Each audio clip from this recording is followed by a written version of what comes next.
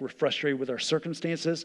Maybe we're frustrated with who we married, or maybe who we didn't marry, or maybe our job or our income level. Whatever it is, we're frustrated at something, and we say, if I had this, or if I had that, then everything would be okay. Then I'd be happy.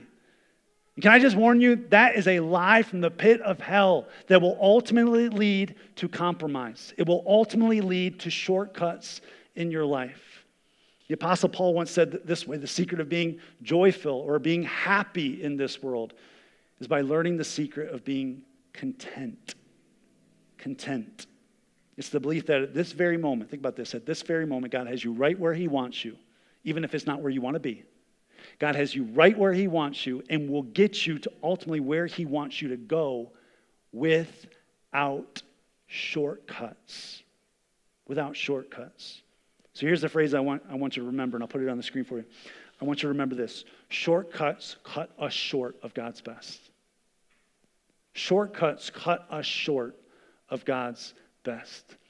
C.S. Lewis, a famous author, you probably know who he is, a lot of you have read him, but I think it was in Mere Christianity, he had this great illustration of first things and second things.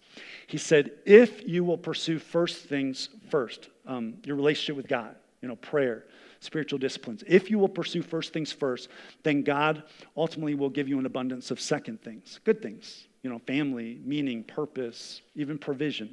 God will take care of the second things if you keep first things first. But if you put second things first, then not only will you forfeit first things, your relationship with God, but you'll also forfeit those second things, or at least your ability to enjoy those second things on this side of eternity.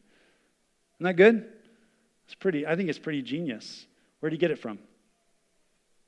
The Gospel of Matthew. In Matthew's Gospel, he quotes Jesus when Jesus said in Matthew 6:33, but seek first his kingdom and his righteousness and all these other things, right? What things? Second things will be added unto you. That's what Jesus says.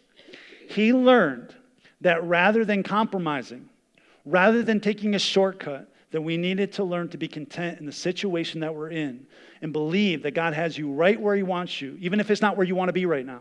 He has you right where he wants you and will get you to the place he wants you to go without compromise, without shortcuts, if you remain faithful in him.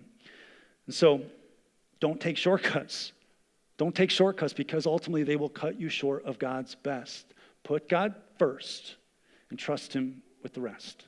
Put God first and trust him with the rest.